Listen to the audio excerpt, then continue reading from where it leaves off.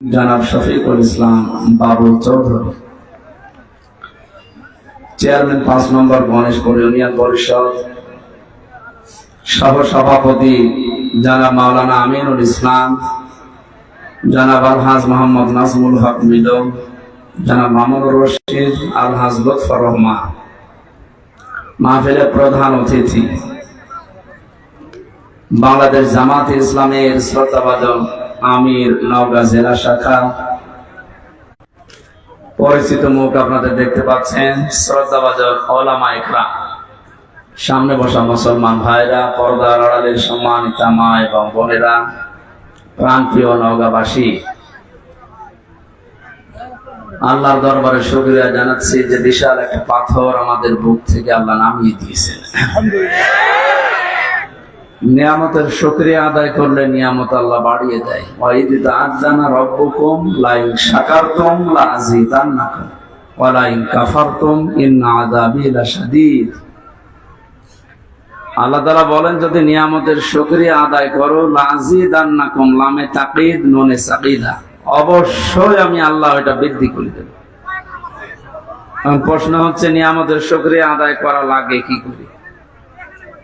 আমাদের বিশেষ করে বাংলাদেশ ভারত পাকিস্তান আমরা অনেকে মনে করি নিয়ামতের শুকরিয়া আদায় মানে টুটি পর্যন্ত খেয়ে একবার ঢেকর তুলে বললাম আলহামদুলিল্লাহ হয়ে গেল।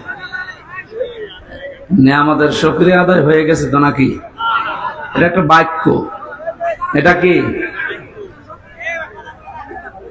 তাফসীরের ভেতরে আয়াতের মুফাসসিরিন ইকরাম লিখেছেন কেউ যদি নিয়ামতের শুকরিয়া আদায় করতে চায় তাহলে 3টা বিষয় তাকে মানা লাগবে, 3টা শর্ত পূরণ করা লাগবে, তাহলে নিয়ামতের শুকরিয়া আদায় হবে। ওইটা আল্লাহ দয়া করে যেটা আমরা নামাজের ভেতরে মোনাজাতে বলি রব্বানা আতিনা ফিদ দুনিয়া হাসানা, আল্লাহ দুনিয়ায় শান্তি স্বস্তি নিরাপত্তা হাসানা কল্যাণ এগুলো আমাদের দাও। লক্ষ লক্ষ মানুষের দোয়া হয়তো আল্লাহ কবুল করি আমাদেরকে শান্তি স্বস্তি নিরাপত্তার দিকে নিয়ে যাচ্ছে। হাসানা মানে অনেকগুলো অর্থ আছে হাসানা, তার অন্যতম অর্থ হচ্ছে মানুষ যদি নিরাপত্তা পায়, এটার অন্যতম অর্থ হাসানা। আমরা যেটা পাওয়ার জন্য চেষ্টা চালিয়ে যাচ্ছি, যদিও এখন আর দুর্বৃত্ত যারা তারা বসে নেই, ওরা বিভিন্ন সময় চেষ্টা চালাচ্ছে, কোন চেষ্টা সফল হবে না ইনশাআল্লাহ।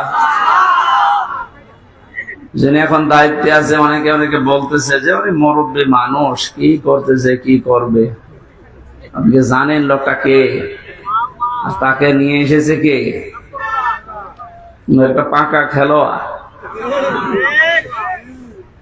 বঙ্গবন্ধুর মূর্তি যখন মোড়াল যখন ভাঙা হচ্ছিল লোকেরা জিজ্ঞাসা করেছিল স্যার ওনার মেয়ে চলে গেল 1:30টায়, বিকাল 5টা বাজতে বাজতে তো আর কেউ কোন জায়গায় থাকছে না, সব মাটির সাথে মিশে যাচ্ছে। ওনার বাবার যে মূর্তি ভাঙে মানুষ, আপনি কিছু বলবেন না? কি বলবো? ওর মেয়েকে জিজ্ঞাসা করে কথার ওজন কেমন টের পাচ্ছে? মানে সুতরাং কাঁচা লোকরা আমি পাকা লোক, কথা বলে কম, কাজ বেশি দেখাবে। এই জন্য যারা কাজ করে না শুধু মুখে ফটর ফটর করে এই মানুষগুলো ঝামেলা। সুতরাং একটা নিয়ামতের শুকরিয়া আদায় হবে যে 3টা শর্ত মানলে, তার 1 নম্বরে আপনাকে মুখ দিয়ে বলা লাগবে যে এটা নিয়ামত। এটা কি আমরা স্বীকার করি তো? না না, কি এরা কি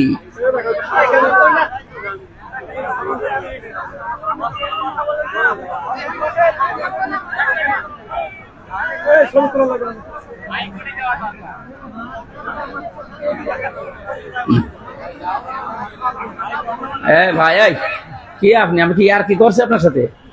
কথা বলেন কেন? দাঁড়িয়ে থাকবেন বসে থাকবেন যখন কথা বলবেন না, চুপ করেন। আরে এরপর একটা কথা বলেন দেখেন কি করি। আবার কথা বলা আছে, দাঁড়িয়ে থাক, দাঁড়িয়ে থাক, কথা বলার দরকার নেই। আবার কথা বলেন কোন কারণ? আপনি বসেন, যেখানে জায়গা পান বসেন। আপনার জন্য পরিবেশ যদি নষ্ট হয় সব গুনাহ হবে আপনার। বসেন, ওখানে বসেন, যেখানে জায়গা আছে ওখানে বসেন। ভেজা নাকি জায়গাটা? ভেজা। কি এখানে দাঁড়িয়ে কি দেখছেন? কি বসেন, ওখানে বসেন।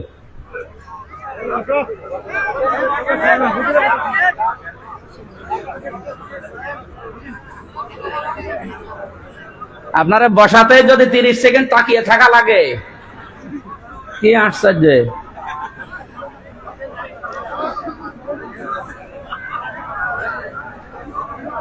এদিকে আসেন, এদিকে আসুন,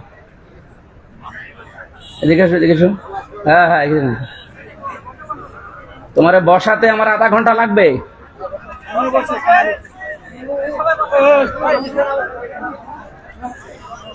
ছায়া জায়গা পেলে ছায়া জায়গায় বসেন, অসুবিধা নেই, কিন্তু কথা বলবেন না ভাই। একটা মানুষ শুনতেছে, আপনি কথা বলে নষ্ট করেন না। আর এটা তো প্রতিদিন প্রতি রাতে হচ্ছে না। 1 বছর না, আমি 4-5 বছর পরে আসলাম।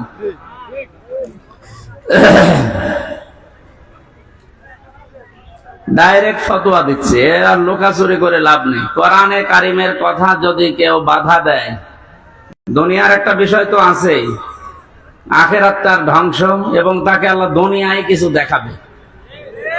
আমি আজকেও আসার সময় বাংলাদেশের গোয়েন্দা বিভাগের প্রধান যিনি, উনি কথা বলছিলেন যে আপনি সারা দেশে উন্মুক্ত ভাবে কোরআনের কথা যে ফোর্সে আল্লাহ দিয়েছেন ওই ফোর্সে বলবেন, কোনো বাধা নেই, কোনো নিষেধ নেই, কোনো অনুমতি নেই। আল্লাহু আকবার। কেউ যদি কিছু বলে, সে যেই হোক, শুধু আমার একটু জানাবেন, বাংলাদেশের যেখানেই থাক ওর ঠ্যাং ভেঙে ফেলবে। দুইটা কথা উনি জানিয়েছেন। 1 নম্বরে যেখানে মাহফিল করবেন, কমিটিকে বলবেন তারা যেন মেয়েদের জায়গাটা আলাদা রাখে, ওখানে যেন পুরুষ মানুষ ঝামেলা না করে। 2 নম্বরে ওনাদের যে নিরাপত্তা, বিশেষ করে শারীরিক কোনো ঝামেলা হলে ওই জায়গাতে ওরকম পোশাক পায়খানা টয়লেটের ব্যবস্থা যেন করা লাগে সামর্থ্য অনুযায়ী। এই 2টা মানবেন। বাকি কোরআনের আলোচনায় কোনো বাধা নেই। আজকে আলোচনাটা যারা বাধা দিয়েছেন, আমি 3 জনের নাম পেয়েছি। কোন জায়গায় যেন আলোচনা হওয়ার কথা ছিল, পাড়ইল, এটা পাড়ইল না? যারা বাধা দিয়েছেন আমি ওনার কাছে তাদের নাম ডিটেলস লিখেছি, দিয়ে দেব। শুধু এলাকায় থাকা না, দেশেও থাকতে পারবেন না।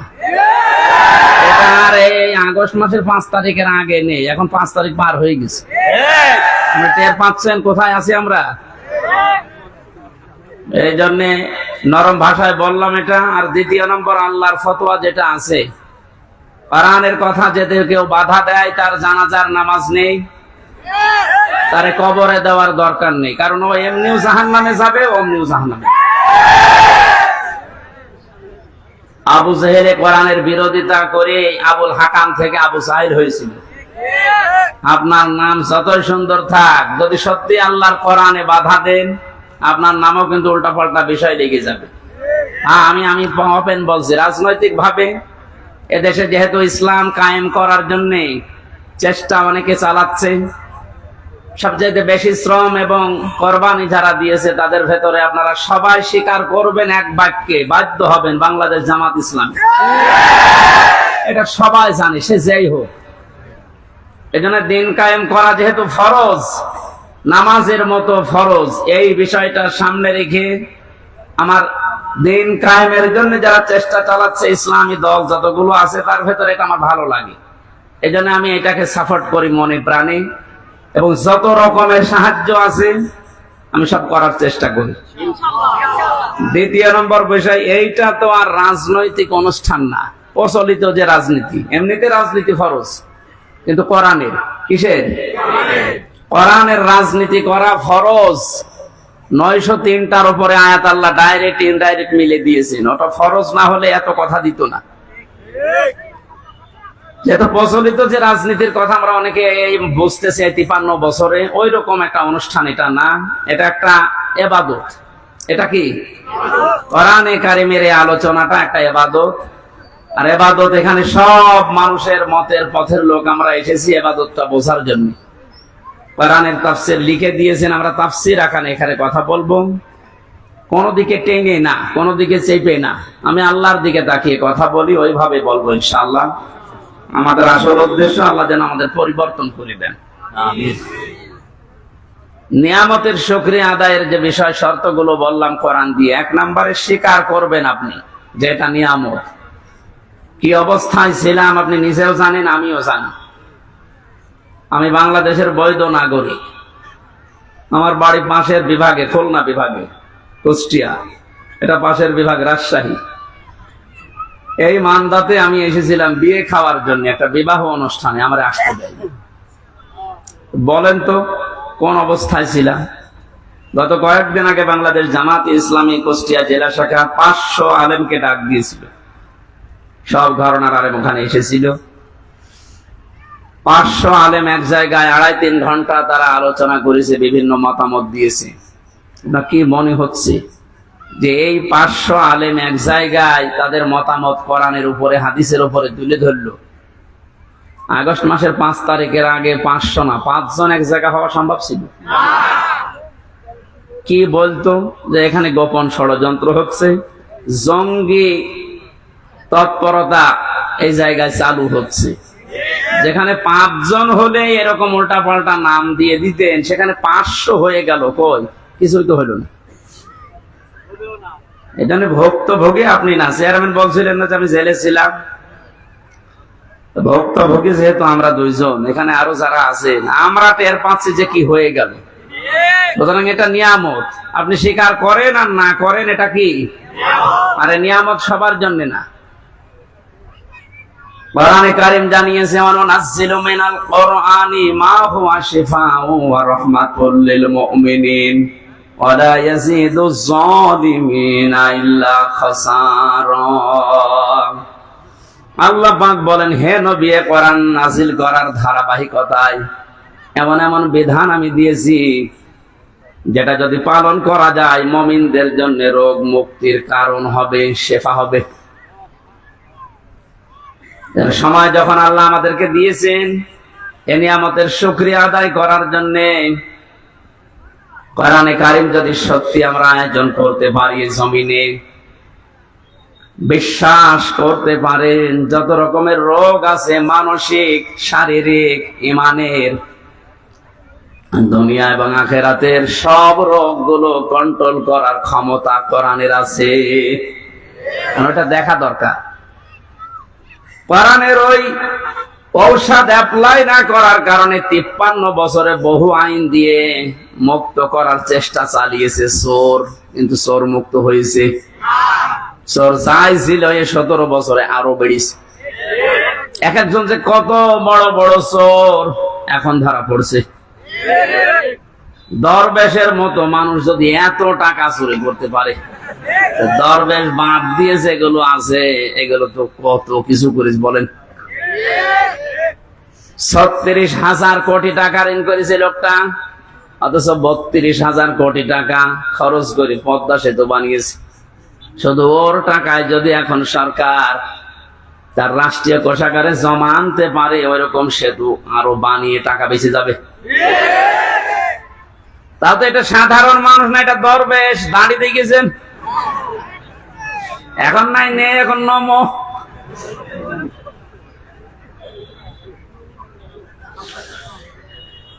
এই জন্য চোর মুক্ত করার জন্য বহু চেষ্টা চালিয়েছে, 0 টলারেন্স পর্যন্ত ঘোষণা দিয়েছিল বঙ্গবন্ধুর মেয়ে। পারে তো নাই, চোর দিন যত গেছে তত বেড়েছে।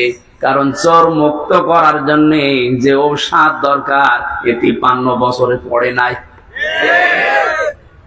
বিশ্বনবী জানিয়েছেন, পৃথিবীতে এমন কোন রোগ নেই যে রোগের ঔষধ সঠিকভাবে রোগটা নির্ণয় করার পরে যদি ঔষধ দেওয়া যায়, মাস্ট বি রোগ ভালো হবেই। এতদিন পর্যন্ত যেহেতু রোগের ঔষধ পড়ে নাই, সূরা মায়েদার 38 নম্বর আয়াতটা পড়া লাগবে। অসারিকু ওয়াসারিকাতু ফাকতাউ আইদিয়াহুমা জাযাম বিমা কাসাবা নাকালাম মিনাল্লাহ ইলা আখির আয়াত। আল্লাহ পাক বলেন, চোর পুরুষ হোক আর নারী হোক, সাক্ষ্য প্রমাণে যদি ধরা পড়ে যায় অবশ্যই তার হাত কেটে দেওয়া লাগবে। এটা হচ্ছে দুনিয়ার শাস্তি। কোন জায়গা? আখিরাতে কি হবে সেটা আল্লাহ জানে। এবার বাস্তবের দিকে নিয়ে আসেন। আপনি কে কোন আদর্শ মানেন, দল করেন, আমি জানি না। কোরআনের এই আয়াতটা যদি 53 বছর আগে যখন সংবিধান তৈরি হয়েছিল স্বাধীন করার পর, ওই সময় যদি আমরা এই আইনটা জারি করে দিতে পারতাম, আমার মনে হচ্ছে এই 24 সালে হাজারো মানুষের হাত শরীরে থাকতো না। বিশেষ করে বড় বড় চোরগুলো, অনেকে মনে করছে চুরি করলেই হাত কেটে দাও, তাহলে দেশে কারোর হাতই থাকবে না। চুরি করলে হাত কাটা না, ওটা যদি অভাবে চুরি করে তাহলে তার অভাব দূর করে দেওয়া লাগবে, স্বভাব ভালো করে দেওয়া লাগবে। স্বভাব ভালো করার জন্য যে পদ্ধতি গুলো আছে ওই ধাঁচে ফেলা লাগবে। আর যদি স্বভাবে চুরি করে কেউ, আমার তো মনে হয় দেশে যারা বড় বড় চোর একটারও কোনো অভাব নেই, সবই স্বভাবে চোর। এটা মানুষের টাকা লাগে কত, চুরি করে তাও যদি আপনি নিয়ে যেতে পারতেন আপনাকে আমি কিছু বলতাম না। নৌকায় পার হচ্ছিল, ওর বন্ধুরে যখন ধরেছে, বন্ধু বলছে আমি একা ধারা খাবো। ওই যে আল্লাহর ওলি ঘন্টা, ওই যে সালমান এফ রহমান, ওর দাড়ি গো, এগুলো দাড়ি কেটে ফেলেছে। আপনি কি করলেন বলেন তো? এখন এই যে ডিম খাচ্ছেন উপর দিয়ে নিচ দিয়ে, আরো তো জায়গা মতো পড়েননি। আমাদেরকে যে সমস্ত জালেমদের হাতে দিয়েছিলেন, আপনাদেরকেও যদি ওই রকম সামনে কেউ পড়ে যায়, ডিম দেখবেন জায়গায় দিয়ে দেবে।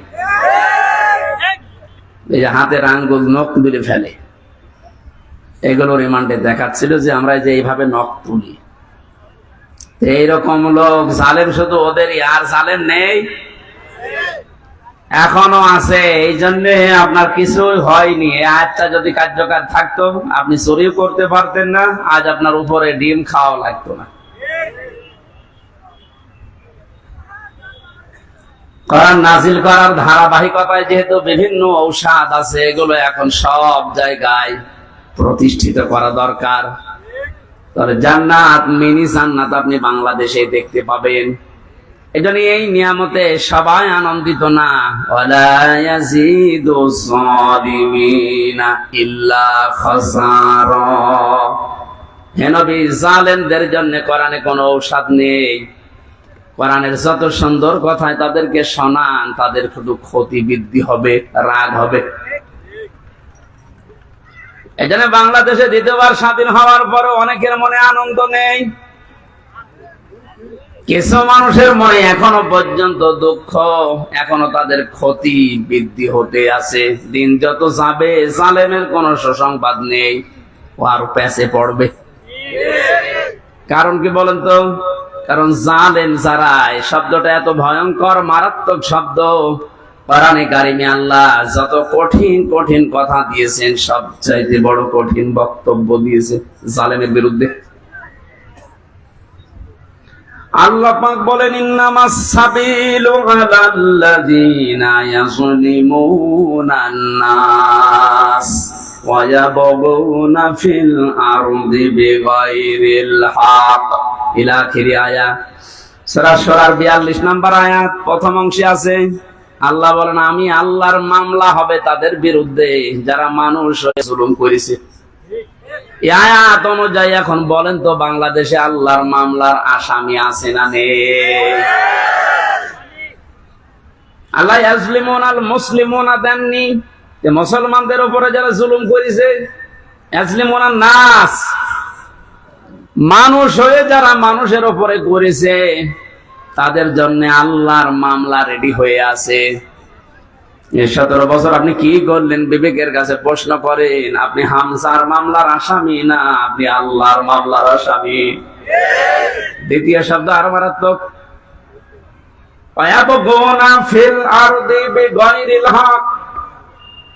অন্যায় ভাবে যারা পৃথিবীতে বিশৃঙ্খলা তৈরি করার জন্য বিদ্রোহ করে।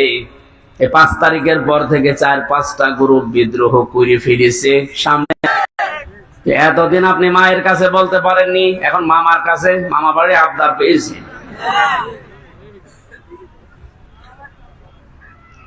5 তারিখের পর থেকে এই 29 তারিখ পর্যন্ত পুলিশ ছাড়া যদি বাংলাদেশ চলতে পারে, ও আনসার ছাড়া চলতে পারবে। আপনাদের অধিকারের বিরুদ্ধে আমি না, অধিকার আদায় করেন, বৈষম্য দূর করার জন্য, যেহেতু এই দেশটা স্বাধীন হয়েছে, করেন, কিন্তু সময় বুঝে তো এখনই শুরু করে দিয়েছেন। লোকটাকে কিছু গোছাতে দেবেন তো, কত ঋণ তার মাথার উপর। সামনে আসেন, আপনার বাহিনী তুলে দেওয়া হবে। এই জন্য বিশৃঙ্খলা যারা করছেন, আজ বিদ্রোহ ঘোষণা করছেন, আপনিও আল্লাহর মামলার আসামি। পারে নাই প্রথমে হিন্দুদের দিয়ে, হালে পানি নেয়নি, এরপরে প্রধান বিচারপতিকে দিয়ে একটা চেষ্টা চালিয়েছিল, আল্লাহ নষ্ট করে দিয়েছে। এরপরে নিচে আনসার, এটা দিয়েও হবে না, কারণ যে আছে, আপনি বললাম না ও কাঁচা খেলোয়াড় না, পেছনে অনেক কিছু আছে হেলান দেওয়ার মতো। আমার মোবাইলে সর্বোচ্চ কল আসলে আসবে, সর্বোচ্চ আসলে আমার মনে হয় তারেক জিয়ার পিএস অপু ভাইয়ের কাছ থেকে কল আসতে পারে, কারণ ওনার সাথে আমি 3 বছর ছিলাম জেলে। আর একটু বেশি আসলে গিয়াসউদ্দিন মামুন ভাইয়ের কাছ থেকে আসতে পারে, ওনার সাথেও ছিলাম 3 বছর। তাছাড়া আর উপরে তারেক জিয়া তো দেবে না। ডক্টর মোহাম্মদ ইউনূসের মোবাইলে কল আসে বারাক ওবামার কাছ থেকে, জো বাইডেনের কাছ থেকে, শি জিনপিং এর কাছ থেকে। টের পাচ্ছেন ওর খুঁটি কোন জায়গায় বাঁধা, ওর পেছনে কি ধাক্কা দেওয়া আছে দেওয়ালে, মানে আন্দাজে লাফান। বাস্তবতা কিছু জানেন?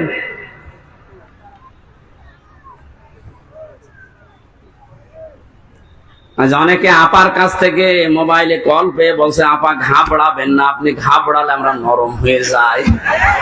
একটা পাগল, কোন জামানায় কোন দেশে কোন গর্তের ভেতরে আছে ও টের পাচ্ছে যে লোকটা কি, যে লোকটা ভারতকে এই থ্রেট দিতে পারে, বেশি ঝামেলা করলে 7 সিস্টার উড়িয়ে দেব, তার পেছনে কি খুঁটি আছে আপনি জানেন না। ও যদি এই মুহূর্তে চাপ দিয়ে বলে যে ভারত যারে নিয়েছেন বধূ হিসাবে ফেরত দেওয়া লাগবে কালকের ভেতরে, কারণ এ কথা তো ওর কথা নাই, কথা ওকে বলাচ্ছে, ভারত বাধ্য হবে 24 ঘন্টার ভেতর ফেরত দিতে। 24 ঘন্টা লাগবে না, 24 মিনিটে ফেরত পাঠাবে। এইরকম একটা লোক, আর আপনি আন্দাজে এখান থেকে ফতোয়া দেন, বাবা ঘাবড়াবেন না, ঘাবড়াবেন না। আপনি 2টা পিটনি খেলে সব ভুলে যান, আর তার সিকিউরিটি দেখেছেন। এখানে বাস্তবতা আপনি কিছু টের পাচ্ছেন না ভাই, অনেক দূরের বিষয়। আমি সামনে আসা আয়াতের ভেতরে যদি আসি, আমি সামনে কথা বোঝাবো ইনশাল্লাহ।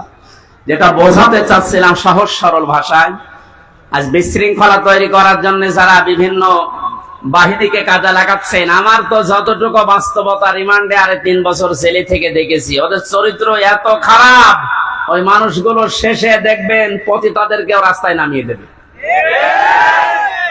কোনো কিছুতেই কোনো কিছু উপরে উঠতে পারবেন না, কারণ ছাত্রদের আন্দোলন শুধু না, আমার মনে হয় আল্লাহ ফেরেশতা পাঠিয়েছিলেন, আবাবিল পাখি পাঠিয়ে যেমন আল্লাহ রক্ষা করেছিলেন কাবা ঘরকে, বাংলাদেশে আল্লাহ একটা কিছু দেখাতে চায়, এই জন্য আল্লাহ ছাত্রদের মতো ফেরেশতাদেরকে আল্লাহ শহীদ করিয়েছে। মনে করছেন শহীদ হয়ে গেছে, এ মানুষগুলো এমনি এমনি শহীদ হয়নি।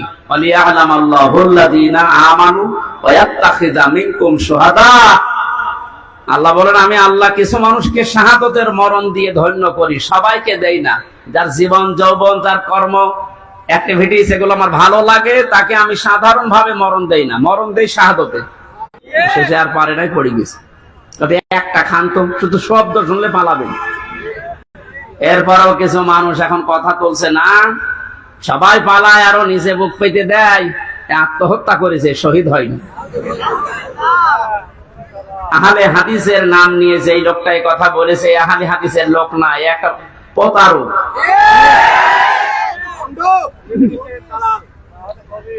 আহলে হাদিসের এই যে রাজশাহীর গোদাগাড়ির অধ্যাপক মুজিবুর রহমান, ওনার সাথে আমি উমরায় ছিলাম রমজানে। কি উনি আহলে হাদিস না? আপনি উল্টা পাল্টা ধারণা করবেন আহলে হাদিস নাম হলে, না ওগুলো দালাল। কি রফিক নামে নাকি যেন কি বিন বিন বিন বিন বিন। আমি 2টা তথ্য বলছি, হয়তো শুনেছেন আপনি, কিন্তু এভাবে শোনেননি, ভালো করে খেয়াল করেন। যারা এগুলো ধারণা করেন বলেন মুখ দিয়ে, খুব সাবধান। ওয়ালা তাকুলু লিমান ইউকতালু ফি সাবিলিল্লাহি আমওয়াত বাল আহইয়াউ ওয়ালাকিন লা তাশউরুন। সূরা বাকারা 154 নম্বর আয়াতে আল্লাহ জানিয়েছেন, মানুষ যেহেতু মুখ দিয়ে কথা বলে, এজন্য মুখের উপরে আল্লাহ নোটিশ দিয়েছেন, এই কথা বলবি না, মুখ দিয়ে কোনো দিন এই কথা বলবি না যে যারা মারা গেছে শহীদ হয়েছে যে ওরা মরে গেছে, কথা বলবি না। এই কথা কার? এই জন্য শহীদ শব্দটা অনেক দামি শব্দ।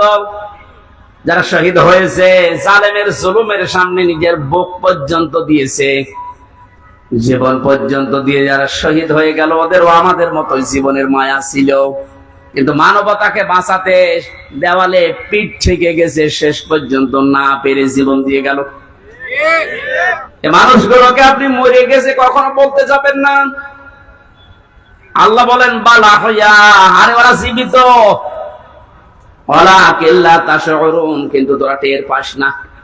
এরপরে মানুষ যেহেতু হৃদয়ে কল্পনা আনতে পারে, ধারণা করতে পারে, এই জন্য আল্লাহ ধারণার উপরে নোটিশ দিয়েছে, ওয়ালা তাহসাবান্নাল্লাযীনা কুতিলু ফি সাবিলিল্লাহি আমওয়াতা বাল আহইয়াউন ইনদা রাব্বিহিম ইয়ারযাকুন। সূরা আলে ইমরান 169 নম্বর আয়াত। তাফসীরে ফি জিলালিল কোরআনের ব্যাখ্যাটা ব্যাপক লেখা আছে, আমি সামিরাইজ করে বলছি। আল্লাহ বলেন এই ধারণাও করবি না, যারা আমি আল্লাহর জন্য জীবন দিয়ে গেল এরা মারা গেছে এরকম ধারণাও করবি না, বরং তারা জীবিত এবং আমি আল্লাহর কাছে তারা রিজিক পায়। ধরে বলেন সুবহানাল্লাহ। এজন্য বড় কঠিন সতর্ক থাকা লাগবে এই বিষয়গুলোতে। অনেক জালেম পর্যন্ত এখন উঠে পড়ে লেগেছে শান্ত দেশকে অশান্ত করার জন্য। আপনি কিন্তু হামজার মামলার আসামি থাকবেন না। আমরা যদিও এই জালেমদের বিরুদ্ধে ওরা যেমন 50টা মামলা বলেছিল আমারে দেবে, আমরা 100টা দেবো এখন, কিন্তু আপনি তার আল্লাহর আমার হামজার মামলার আসামি থাকছেন না, আপনি সরাসরি আল্লাহর মামলার আসামি হয়ে যাচ্ছেন। আপনার দুনিয়াও শেষ, আখিরাত তো শেষই। এরপরও অনেকে বলে হুজুর মাফ করে দিলে কি না, জালেমদের মাফ করলে মজলুমের উপরে অবিচার হয়, কারণ আপনি তো ওই জায়গায় পড়েননি তাই এ কথা বলছেন। 18 কোটি মানুষ যদি দেশে মাফ করে দেয়, আয়না ঘরের সাথে যারা জড়িত ছিল, ব্যারিস্টার আরমানের বউ তাকে মাফ করবে? কি মনে হয় যে আন্দাজ বললে মাফ করে দেবে? আপনি থেকে দেখেন তো, স্বামী ছাড়া 8 বছর। আরে ভাই, একটা মানুষকে আপনি যদি মেরে ফেলতেন তাহলে তার বউটা অন্য জায়গায় বিয়ে করতে পারত। এক কথা বলছেন না কেন? আর আপনি এমন জায়গায় রাখেন, এই জন্য আয়না ঘর ভাড়া বানিয়েছে। আমার মনে হয় ওটা ধ্বংস করে ফেলা লাগবে না, ওটা রেখে দেন, ওটা টুরিস্ট প্লেস হিসাবে রেখে দেন। মানুষেরা ওটা দেখতে যাবে আর সামাম পৃথিবীর মানুষ জানবে যে এই বাংলাদেশে একটা জালেম ছিল। মানুষ কত বড় নৃশংস, কত বড় জুলুমকারী হবে এই যে মাটির নিচে এই ঘরের ভেতরে মানুষকে তাও 2-5 দিন রাখেন। 8 বছর রেখে দিয়েছে, কারোর 10 বছর, কারোর 12 বছর। আমিও মাটির নিচে ছিলাম যেখানে, আমি শুনেছি। আমার তো বেশি দিন রাখে না। কি যে মানুষের একেবারে সহ্যের বাইরে চলে যায় ওই জায়গাটা। এই হাঁটুর ভেতর দিয়ে হাত দিয়ে, এরপরে আবার এখানে হ্যান্ডকাপ দিয়ে বেঁধে এটা মানুষ এভাবে ঘন্টার পরে ঘন্টা, দিনের পরে দিন, মাসের পরে মাস, বছরের পর বছর এভাবে রেখে দেয়। শুধু টয়লেট করার জন্য 1.5 মিনিট সময় দেয়। আমার সাথে যে আলেম ছিল মুফতি ফখরুল ইসলাম, কি কষ্ট যে লোকটাকে দিয়েছে। এই জন্য জালেম যারা, এদেরকে হেদায়েত আল্লাহ দেবেন না। আমি দোয়া করলেও হবে না। কাবা শরীফের ইমামও যদি দোয়া করে এই জালেমের জন্য, ওকে আল্লাহ হেদায়েত দেবে না, ওকে জাহান্নামে দেবে। আমি এইটা বানালাম, এই কথা বন্ধ করেন। আল্লাহু লা ইয়াহদিল কওমাজ জালিমিন, এ কোরআনের আয়াত না, আমি বানালাম। এক কথা বলেন, এই যে ইয়াহদি, এখানে আলেম আছে না, মোজারে, এটা বর্তমান, ভবিষ্যৎ, প্রেজেন্ট, ফিউচার। আল্লাহ পাক বলেন আমি জালেমদেরকে হেদায়েত দিচ্ছি না, দেবও না। সুতরাং যারা জুলুম করেছেন, আপনি জানতেন না যে আয়না ঘরে কারা থাকে? অবশ্যই আপনি জানতেন, আপনার কথা মতো হয়েছিল। এই জন্য আপনি আল্লাহর হেদায়েত থেকে বঞ্চিত। যতবার হজ করেন না কেন, তাহাজ্জুদ মিলে পড়েন, আপনি হেদায়েত পাবেন না। আর হেদায়েত কেউ না পেলে এসে জান্নাত পাবে? বলেন বলেন। তাহলে আমরা একবারে ফতোয়া দিতে পারি যে আপনি চির জাহান্নামী, নাকি বেশি বলে ফেললাম? না, যা পড়েছি তাই বলছে। কারণ জালেমদেরকে আমি দোয়া করলো, আল্লাহ হেদায়েত দিচ্ছে না, দেবে না। কিয়ামতের ময়দানে আল্লাহ পাক দুই শ্রেণীর মানুষকে নবীর হাত থেকে হাউজে কাউসার খেতে দেবেন না। কয় শ্রেণী? এক নম্বরে যারা ইসলামের ভেতরে নতুন নতুন বিষয় ঢুকিয়েছে, বেদাত বলে যারে, এদেশে সবচাইতে বেশি এটা। আমার তো ভয় হয় এই কারণে যে বাংলাদেশের হাজারো মুসলমান আমরা নবীর উম্মত দাবি করছি, কিন্তু এই বেদাত করার কারণে আল্লাহর নবীর হাত থেকে পানি পাবো না। দুই নম্বরে যারা জুলুম করে এবং জালেমের যারা সাহায্য করে, সহযোগী হিসাবে কাজ করে, এরা নবীর হাতের হাউজে কাউসারের পানি পাবে না। আপনি এই হাদিসটা এবার বাংলাদেশে মিলান, কত হাজি জালেমের সহযোগী, জালেমকে ভালোবাসে, সাপোর্ট করে, এই কারণে নবীর হাতের ওয়ারিশ হিসাবে সে পানি পাবে না। এরকম মানুষ হাজি দেশে নেই। আপনার দুনিয়াও শেষ, আখিরাতও শেষ। আপনি কি করলেন? এখন আর ফিরে আসার সময় আপনার আর নেই। আপনি যা করেছেন এর হিসাব আপনাকে দেওয়া লাগবে, কারণ আপনি একেবারে সীমানার বাইরে চলে গেছেন। যে সমস্ত পাপের কারণে আল্লাহ দুনিয়ায় শাস্তি নাজিল করে, তার ভেতরে অন্যতম পাপ, মানুষ যখন সীমা লঙ্ঘন করে ফেলে তখন আল্লাহ ৮ প্রকার শাস্তি দুনিয়ায় দেয়। আমি একটা একটা করে কোরআন দিয়ে ওইদিকে যাবো ইনশাল্লাহ। আপনারা আছেন তো ময়দানে? নিয়ামতের শুকরিয়া আদায় যদি করতে চান তাহলে মুখ দিয়ে বলেন যে হ্যাঁ, এটা নিয়ামত। এটা বিশাল একটা পাথর বুকের উপর থেকে আল্লাহ নামিয়ে দিলেন, এটা কি? কিন্তু যারা স্বীকার করছে না, এখনো অনেক জালেম নেই যে স্বীকার করছে না, এখনো পর্যন্ত এই দুর্বিসন্ধিতে লিপ্ত আছে। দুই নম্বরে নিয়ামতের শুকরিয়া আদায় করার শর্ত হচ্ছে আপনার মনের ভেতরে একটা আলাদা আনন্দ আপনি অনুভব করবেন, যেটা সত্যি আমরা পাচ্ছি, সবাই পাচ্ছে। এত বড় জুলুম বিদায় নেওয়ার পরেও যদি আপনার মনের ভেতরে আনন্দ না আসে, শান্তি না লাগে, নবীজি হাদিসের ভাষায় পড়েছি, মানুষের এই পশম গুলো যখন খাড়া হয়ে যায়, বাম স্তনের 2 আঙ্গুল নিচে যে গোস্তের টুকরা আছে ওই টুকরাটা লাফালাফি করে।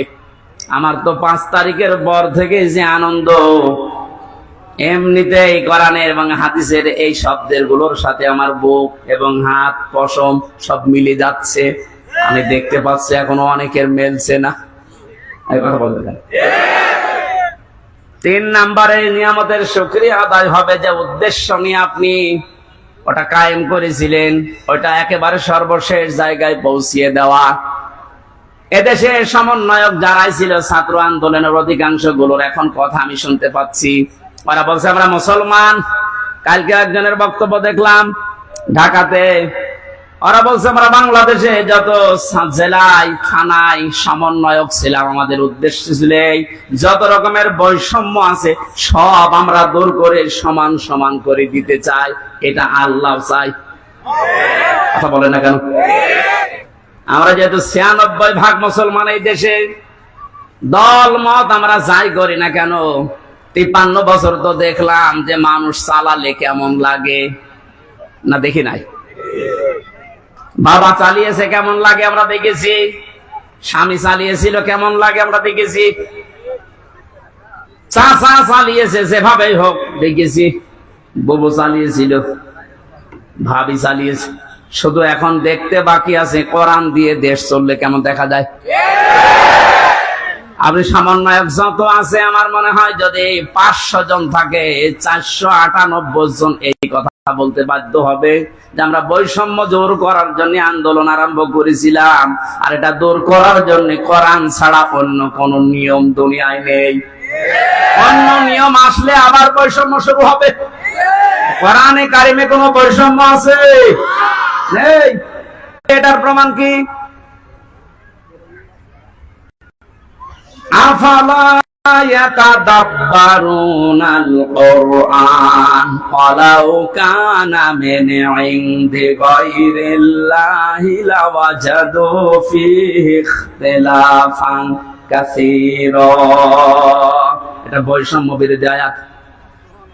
আল্লাহ পাক বলেন সূরা নিসার 82 নম্বর আয়াতে আছে, 5 পারার 10 পৃষ্ঠা 3 নম্বর লাইনে রব্বুল আলামিন বলেন, কি হয়েছে তোদের? আমার কোরআন নিয়ে কেন চিন্তা ভাবনা করো না? আমি কোরআনে এমন কোন বক্তব্য দেইনি যে একটার সাথে আর একটা মেলে না। আল্লাহর কোরআনে আপনি এমন কোন বক্তব্য পাবেন না যে আজকে দিলাম এই 2 দিন পরে ওইটার সাথে আর আগের কথার মিল নেই, এমন কোন বক্তব্য কোরআনে আছে? আরো জোরে বলেন। সুতরাং এদেশে যে বৈষম্য সত্যি সত্যি আমরা দূর করে নিয়ামত যে এটা প্রমাণ করতে চাই, সময়ের এখন সবচেয়ে বড় দাবি হচ্ছে আল্লাহর কোরআনকে এখন এদেশে কায়েম করা। এইটার বিরুদ্ধে আছেন কারা? হাত তোলেন তো।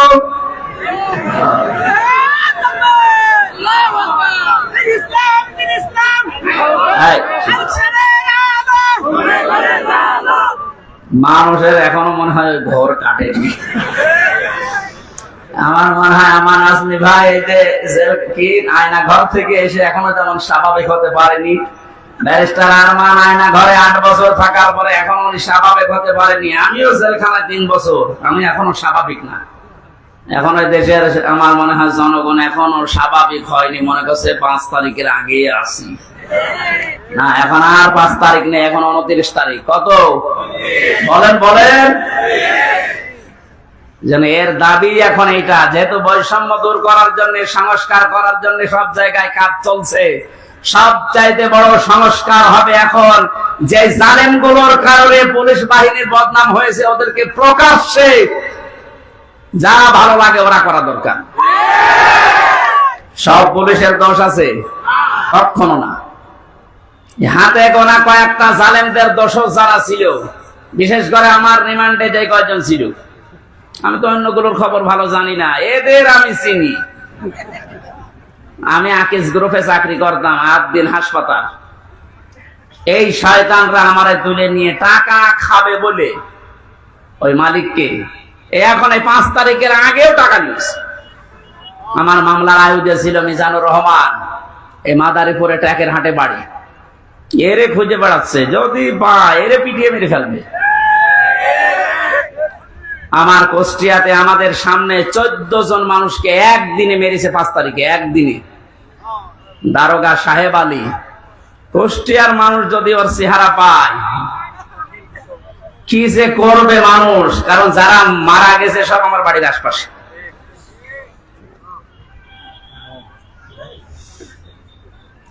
এএসপি নামে একজন ছিল রিমান্ডে আমার, শেখ ইমরান হোসেন।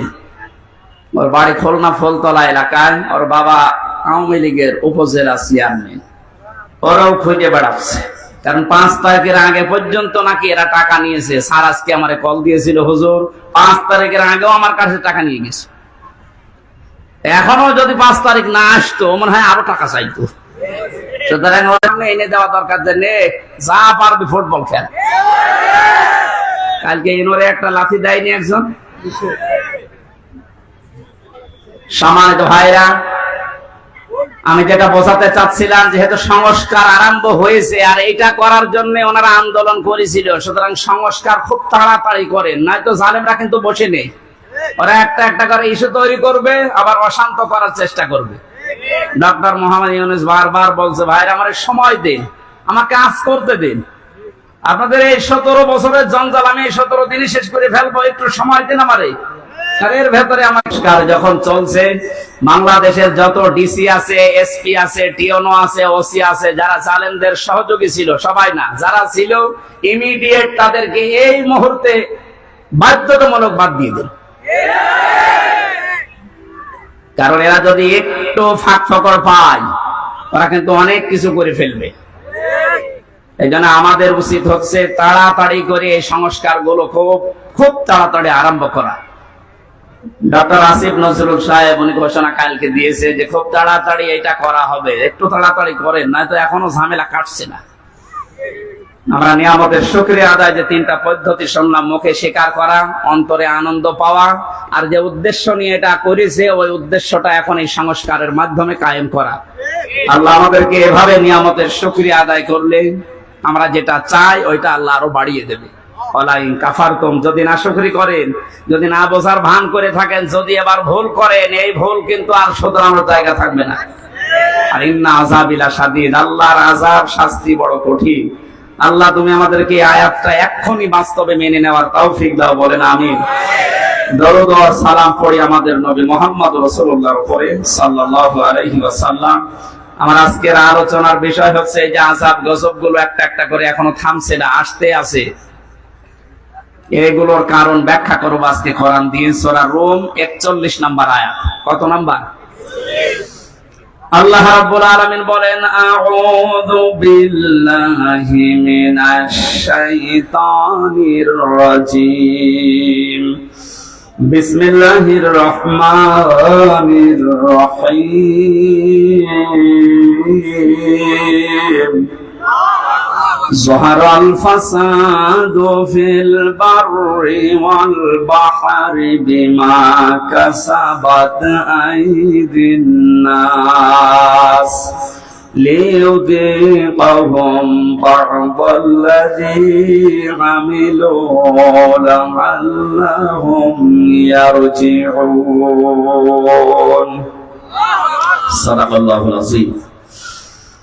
আল্লাহ পাক বলেন, জলে স্থলে যে বিপদ আপদ মুসিবত যে গজব গুলো দেখতে পাচ্ছ সব কিন্তু তোমাদের হাতের কামাই করা বস্তু। আমি এগুলো দিতে চাই না। ওমা আসাবাকুম মিন মুসিবাতিন ফাবিমা কাসাবাত আইদিন নাস ইলা আখির আয়াত। সূরা শুরার ভেতরে আল্লাহ জানিয়েছেন, যত অপরাধ করো আমি যদি সব পাপের শাস্তি দুনিয়ায় দিতাম, শ্বাস করার সময়ও পেতে না। আমি আল্লাহ আমার দয়ার কারণে অধিকাংশ গুলোই মাফ করে দেই, আর কিছু শাস্তি তোমাদের পাপের জন্য একটু মজা চাকাই। কেন চাকাই জানো? লিউযিকাহুম, এই শাস্তিগুলো তোমাদের উপরে আমি দিয়ে লাআল্লাহুম ইয়ারজিউন, আমি আশা করি তোমরা ফিরে আসবে। ও বাংলার জনগণ, পাথর নেমে গেছে বলে আপনি আবার উচ্ছৃঙ্খল হয়ে যাবেন না। কারণ উচ্ছৃঙ্খল যারা, যে মানুষগুলো জালেম, যারা মানুষের অধিকার নষ্ট করে, ওই মানুষগুলোকে আল্লাহ পছন্দ করে না, করবেও না। আমরা যেন সংশোধন হওয়ার নিয়ত যখন এসেছি, পাপের এই কারণগুলো আগে আবিষ্কার করা। প্রতিটি যুগে যুগে আমরা দেখেছি আল্লাহ যে আযাবগুলো নাযিল করেছিলেন তার কিছু কিছু কারণ পেয়েছি। সূরা আনকাবুতের 40 নম্বর আয়াতের ব্যাখ্যা আল্লাহ পাক বলেন, ফাকুল্লান আখাযনা বিযামবিহি ফামিনহুম মান আরসালনা আলাইহি হাসিবা ওয়া মিনহুম মান আখাযাতুহুমুস সাইহাতু ওয়া মিনহুম মান খাসাফনা বিহিল আরদা ওয়া মিনহুম মান আগরাকনা ইলা আখির আয়াত। আমি প্রত্যেক যুগে পাপীদের পাপের কারণে আমি তাদেরকে তাদের অপরাধের কারণে আমি পাকড়াও করেছিলাম। কাউকে আমি বৃষ্টির ভেতরে বৃষ্টি দিয়ে দুনিয়া থেকে বিদায় দিয়েছি, কাউকে পাথরের বৃষ্টি, কাউকে আমি আল্লাহ বন্যা দিয়ে দুনিয়া থেকে বিদায় দিয়েছি। এরকম 8-9টা শাস্তির কথা আয়াতের ব্যাখ্যায় আমরা পেয়েছি। এখন যেহেতু বন্যা চলছে, কি চলছে? যদিও আমার যতটুকু ধারণা বা বাস্তবতায় যা দেখছি, এর জন্য এককভাবে দায়ী আমাদের এই প্রতিবেশীরা। আমাদের যখন ডাকবে তখন দেয় না, যখন আমরা নিজেরাই ডুবে যাই তখন ছাড়ে। কি একটা আশ্চর্য প্রতিবেশী আল্লাহ আমাদেরকে দিয়েছেন। আর এই প্রতিবেশী নিয়ে অনেকে গর্ব করে। প্রতিবেশী যদি প্রতিবেশীর মতো না হয়, তাদের বিরুদ্ধে আল্লাহ পাক নিজে অভিযোগ দায়ের করবেন। সুতরাং আপনারা প্রতিবেশী হিসাবে যা করছেন এটা প্রতিবেশীর কাজ না। আমরা তাফসিরে হাদিসে এমনও পেয়েছি, প্রতিবেশীর মর্যাদা মূল্য এত বেশি, নবীজি বলতেন মাঝে মাঝে যে জিবরাইল যেভাবে প্রতিবেশীর কথা আমারে শোনায়, আমার তো মনে হচ্ছে যে আমার জমি জায়গা আবার প্রতিবেশীকে দিয়ে দেয়া লাগে কিনা। এত হক, এত অধিকারের কথা জিবরাইল এসে প্রতিবেশীর বিষয়ে নবীকে জানাতেন। আর আমরা কি কপাল নিয়ে আসলাম, প্রতিবেশী একটা পেয়েছি, কন্যা দিয়ে দিলাম, তারপরও বন্যা দিয়ে শেষ করে দিচ্ছে। আর কি দেব? যিনি বলেছিলেন যা দিয়েছে ভোলার মতো না, কোনদিন ভুলতে পারবে না, তাকেই তো দিয়ে দিলাম। কন্যা দেওয়ার পরে যদি বন্যা খাওয়া লাগবে, জানতাম যে কন্যা জীবনও দিতাম না। হেলিকপ্টারের মালিককে বলে দিতাম যে ভাই ওইদিকে না, যে অন্যদিকে যান। প্রতিবেশী আপনারা কিন্তু টার্গেট হয়ে যাচ্ছেন আল্লাহ। তারপরও যেহেতু প্রতিবেশী, আপনাদেরকে আহ্বান জানাচ্ছি, আপনাদের মানবিক যে দিকগুলো আছে একটু ফুটিয়ে তোলেন। কি অবস্থায় 12-13টা জেলার যে অবস্থা দেখতে পাচ্ছি, সহ্য করার মতন। আমার যেহেতু অনুষ্ঠানগুলো বিভিন্ন প্রান্তে নেওয়া আছে, এই জন্য সবসময় আমি যেতেও পারছি না। অর্থনৈতিক ভাবে যতটুকু আমার সামর্থ্য আছে আমি চালাচ্ছি কাজ। বাংলাদেশ জামাতে ইসলামী কুষ্টিয়া জেলা শাখার পক্ষ থেকে ওনারা খরচ করে যাচ্ছে। আমি আহ্বান জানিয়েছি, আমার জেলার ভেতরে যারা আছেন সঠিকভাবে যদি এই বানভাসী মানুষকে কিছু দিতে চান, অন্যের হাতে দিলে হয়তো 2 নাম্বারই হতে পারে। আমার যতটুকু বাস্তবে দেখা, এদের হাতে দেন, সঠিক জায়গায় পৌঁছিয়ে যাবে, যাচ্ছেও তাই। আপনারা করলেন এই মানুষগুলোকে, এদের আর দেখার মতো, শোনার মতো, এদের দুঃখ এখন কিন্তু মজলুম। আর আমরা জানি তাকি দাওয়াতাল মাজলুম ফাইন্নাহা লাইসা বাইনাহু ওয়া বাইনাল্লাহি হিজাব। আল্লাহ পাক বলেন, পৃথিবীর মানুষেরা আর যাই করো না কেন, মজলুমের বরদোয়া থেকে নিজেকে বাঁচিয়ে রাখবা। খুব ভয়ঙ্কর বিষয়টা। মাজলুম সে যে কেউ হতে পারে। ও যদি সত্যিই মন থেকে এই জুলুমের কারণে কিছু বলে, আল্লাহ কিন্তু সত্যি সত্যটার ফেরত দেয় না, সঙ্গে সঙ্গে কবুল করে নাই।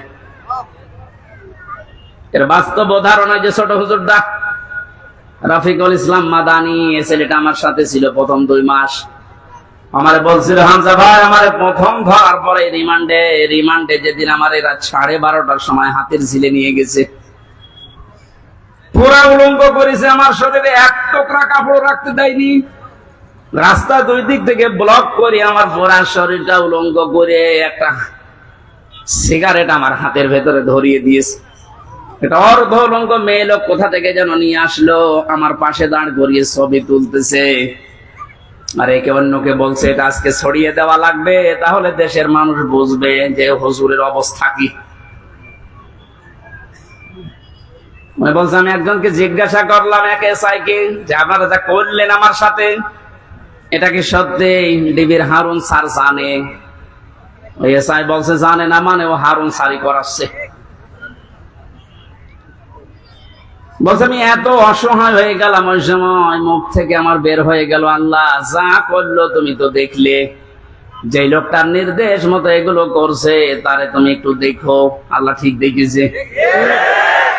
ছোট হুজুরকে যা করেছিল আল্লাহ দুনিয়ায় থাকতে বলে দেখিয়েছে 3 ইঞ্চি। রাস্তায় বের হতে পারে না, মহিলারা পর্যন্ত নাকি এখন জিকির করছে 3 ইঞ্চি 3 ইঞ্চি। কি কোথায় নামিয়েছে আল্লাহ দেখলেন। এটা রেকর্ড হচ্ছে। এই জন্য যারা প্রতিবেশী আছেন খুব সতর্ক থাকেন। মাজলুমের দোয়া কিন্তু আল্লাহ ফেরত দেবে না। আপনি যদি বলে কয়েও দিতেন যে এই 8 ঘন্টা 10 ঘন্টা পরে আমি পানি ছাড়বো, তাও তো আমি একটু বসিয়ে নিতে পারতাম। রাতের বেলা ঘুমিয়ে আসে আর পানি দিয়ে আপনি ভাসিয়ে দিলেন। কত মানুষ এই ভেসেই মরে গেছে। আমার ভাইরা, এই যে বন্যা, জলোচ্ছ্বাস, এগুলো আসার পেছনে যে কারণগুলো পেয়েছি আমরা, কোন জাতির ভেতরে যদি মুনাফিকি বেড়ে যায়, উপরে ফিটফাট, ভেতরে সদরঘাট, আর এই চরিত্রের মানুষ আমার জানা মতে বাংলাদেশে বেশি। এই 15 বছরে কত আলেম পর্যন্ত মুনাফিক হয়ে গেছে। আল্লাহ এমনিতে এই বিপদ গুলো দেয় না।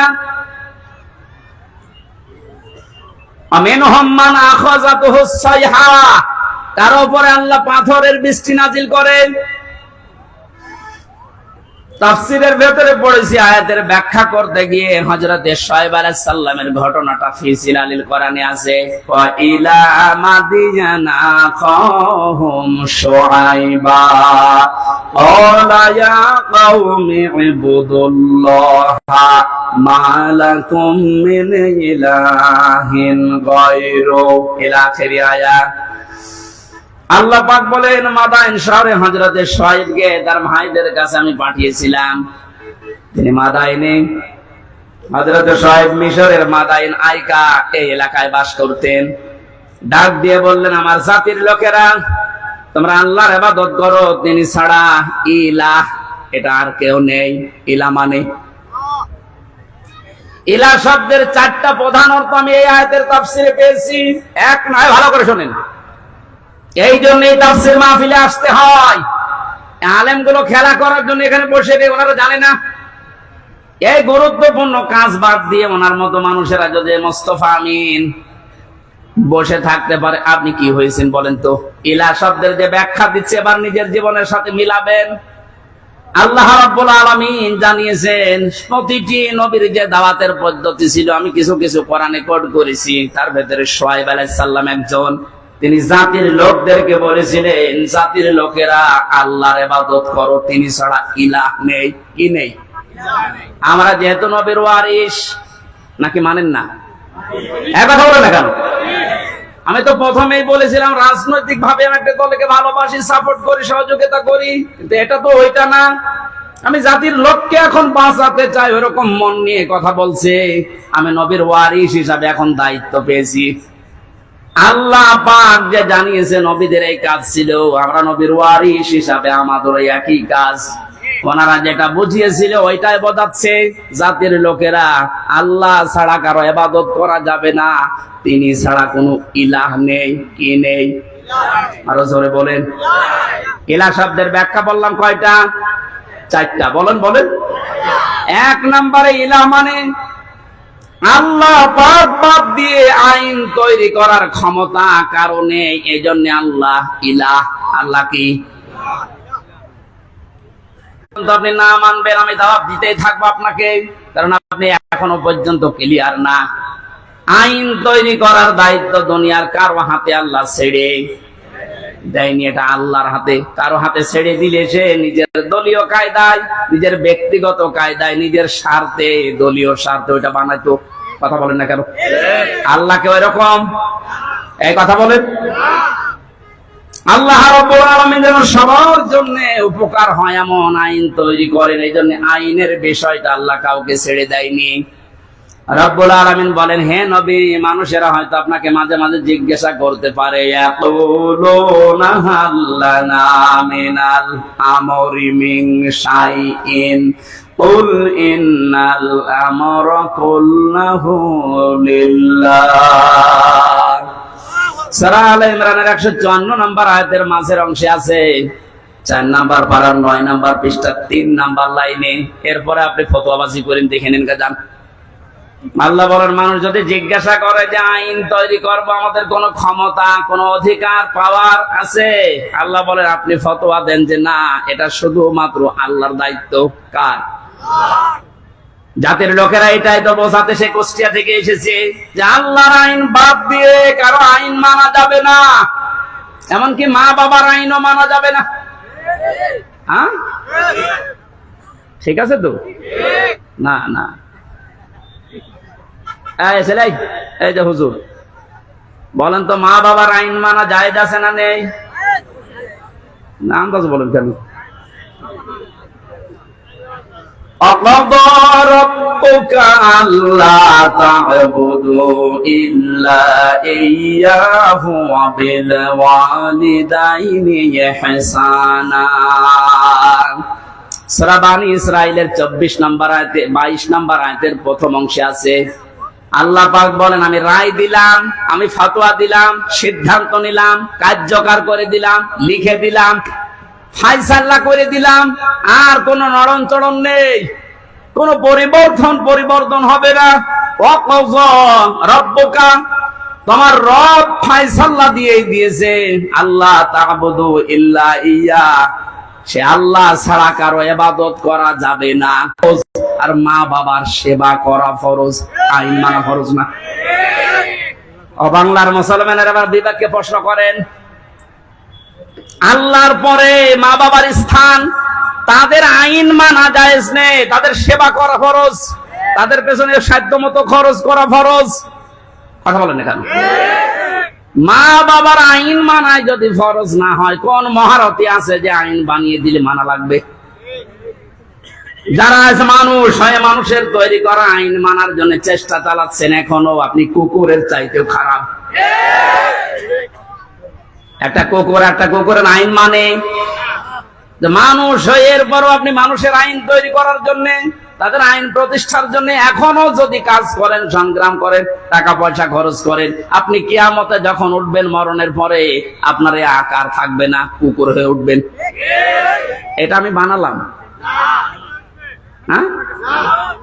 সূরা রহমানের ভেতরে আছে ইউরাফুল মুজরিমুনা বিসিমাহুম ফায়ুখাযু বিন নাওয়াসি ওয়াল আকদাম। আমি লম্বা করে দলিলগুলো বলতে পারছি না, খুব তাড়াতাড়ি করছি।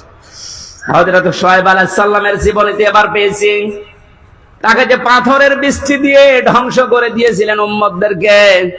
হযরতে শুআয়ব জাতির লোককে বলেছিলেন, জাতির লোকেরা দুইটা কাজ তোমরা বেশি বেশি করো, এই জন্য আল্লাহ এই গজব দিতে যাচ্ছেন, সতর্ক হও।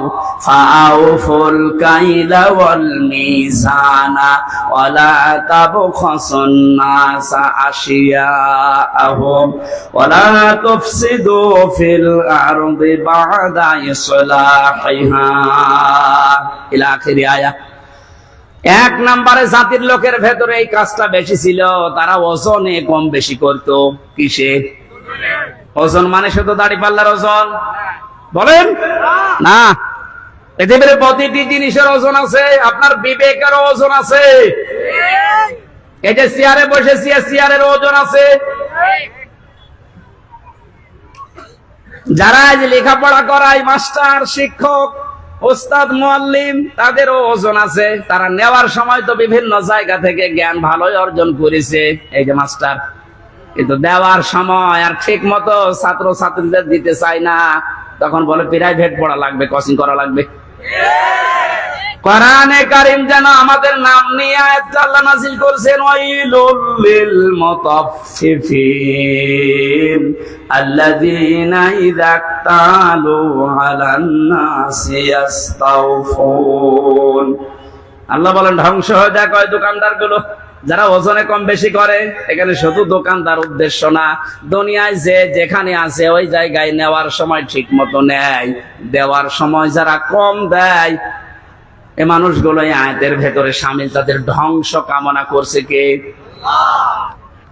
যে যে জায়গায় আছে আমাদের ওজন যেন কম বেশি না হয়। আর জাতির ভেতরে ওজনের স্তর ঠিক নেই।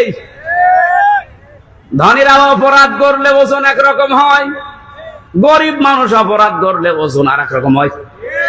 নিজের দলীয় লোক অপরাধ করলে ওজন বিচার একরকম হয়, আর অন্য দলের লোক যদি অপরাধের নাম গন্ধ না শুধু শোনে, সন্দেহ করে, বিচার অন্যরকম হয়। এই জন্য তো গজব এসেছে। 2 নম্বরে আল্লাহ বলেন, দুনিয়া শান্ত হয়ে যাওয়ার পরে কেউ যেন বিশৃঙ্খলা করার চেষ্টা করো না, যেটা এখন দিন দিন বাড়ছে। এই জন্য আমরা সাবধান হব। এই 2টা কাজ যদি সমাজে, দেশে জারি হয়ে থাকে, আপনি শুধু না, আমিও বাঁচতে পারবো না। এই জন্য আমাদের সতর্ক হওয়া লাগবে আল্লাহর গজব নাজিল হওয়ার জন্য। বাম হাতের ইনকাম দিয়ে উল্টা পাল্টা করে টাকা পয়সা আপনি ইনকাম করে রেখে যাচ্ছেন, কার জন্য বলেন? যার জন্য রেখে যাচ্ছেন আপনি একটু ওই জালেমগুলোর দিকে তাকাতে পারেন না? যারাই করেছিল, এই যে নাম দেখেন না, এক একটা ভিসি বানাতে 50 লাখ টাকা নিয়েছে, একটা কলেজের মাদ্রাসার অধ্যক্ষ বানাতে 20 লাখ টাকা নিয়েছে শুধু মন্ত্রী, বাকিগুলো তো আরো আছে। এই মহিলা ধরা পড়ার পরে কত লাঠি, গোতা, কিল, ঘুষি আর গাইল তো আছেই। ওজনটা ঠিক করেন নাই, তবে তো শাস্তি আল্লাহ দিতে 10 বছরও লাগবে না, 10 সেকেন্ডই যথেষ্ট। 8টা শাস্তির কথা আমরা তাফসীর থেকে লিখেছি। হযরত হুদ আলাইহিস সালামের জাতির লোকেরা যে অপরাধ করত, তাদের জন্য যে শাস্তি আল্লাহ দিতেন। যেহেতু আমরা মুহাম্মদুর রাসূলুল্লাহর উম্মত, আমাদেরকে বিশ্ব নবী জানিয়েছেন 2টা কাজ থেকে বিরত থাকবা, নয়তো আল্লাহর গজব আযাব অন্যান্য নবীদেরকে যেভাবে ঘিরে ধরেছিল। আমি দোয়া করেছিলাম, আল্লাহ আমার উম্মতকে একবারে ধ্বংস করে দিও না, এই জন্য আসে না। কিন্তু যদি এগুলো ব্যাপক হারে আরম্ভ হয়, আল্লাহর গজব নাজিল হতে কিন্তু বেশি সময় লাগবে না। আমাদের হাতের কামাইগুলো আমরা বন্ধ করব, বিশেষ করে ওজনটা। সব জায়গায় ওজনে কম বেশি করা হচ্ছে। আমরা চেয়ারে বসে ওজনওয়ালা কথা বলতে পারি না, আর 15 বছর তো পারি নাই। এখান থেকে একবার, এখান থেকে একবার, হুজুর এদিকে বলেন না ওদিকে বলেন না, ঠিক করেন। তা কি ঠিক করব? ঠিক করতে করতে তো আমরা চলে গেছি গর্তের ভেতরে। কেন্দ্রীয় মসজিদের ইমাম যিনি বাইতুল মোকাররম, তাকান তার দিকে। এই লোকটা পর্যন্ত যদি দালাল হয়ে যায়, তো দেশে আর কার দিকে ভরসা করবেন? অপমান করে আল্লাহ বিদায় দিয়েছে। যত রকমের ক্ষতি হয়েছে বাংলাদেশে ইসলামের এবং মুসলমানদের, বিশেষ করে ইসলামপন্থী ওদার যারা, তাদের সবচেয়ে বেশি আমার মনে হয় ক্ষতি হয়েছে দালাল পন্থী আলেমগুলোর কারণে। কারণ নেক্সট সূরাতে ধোঁকা দিত এরা মানুষকে, আর আমাদেরকে মাঝে মাঝে জেলখানার ভেতরে ফতোয়া পাঠাতো। এত বেশি বোঝার দরকার কি? দেশে হুজুর আর নেই, হুজুর আছে ওভাবে চেপে রাখার অভ্যাস আমার নেই। যা পড়েছি, যা বুঝেছি, ওটা কোরআনে যে ফোর্সে আল্লাহ দিয়েছে ওটা বলতেই থাকবো মরণ পর্যন্ত। আল্লাহ এমন কোন গোনা, এই ওজনটা আমরা যেন প্রত্যেকে ঠিক করি, কোন জায়গায় যেন বিশৃঙ্খলা না হয়, চেপে ধরবেন। যে যেখানে আছেন বিশৃঙ্খলা তৈরি হওয়ার আশঙ্কা থাকলেই ওরা যদি ডালে ডালে চলে, আমাদেরকে পাতায় পাতায় চলা লাগবে, নাইলে স্বাধীনতা কিন্তু আমার হারিয়ে যাবে। আল্লাহ বাস্তবতায় তুমি মানে কোরআনের আয়াত যেভাবে নাযিল করেছো ওইভাবে বোঝার তৌফিক দাও। আল্লাহুম্মা আমিন। লা ইলাহা ইল্লা আনতা সুবহানাক ইন্নী কুনতু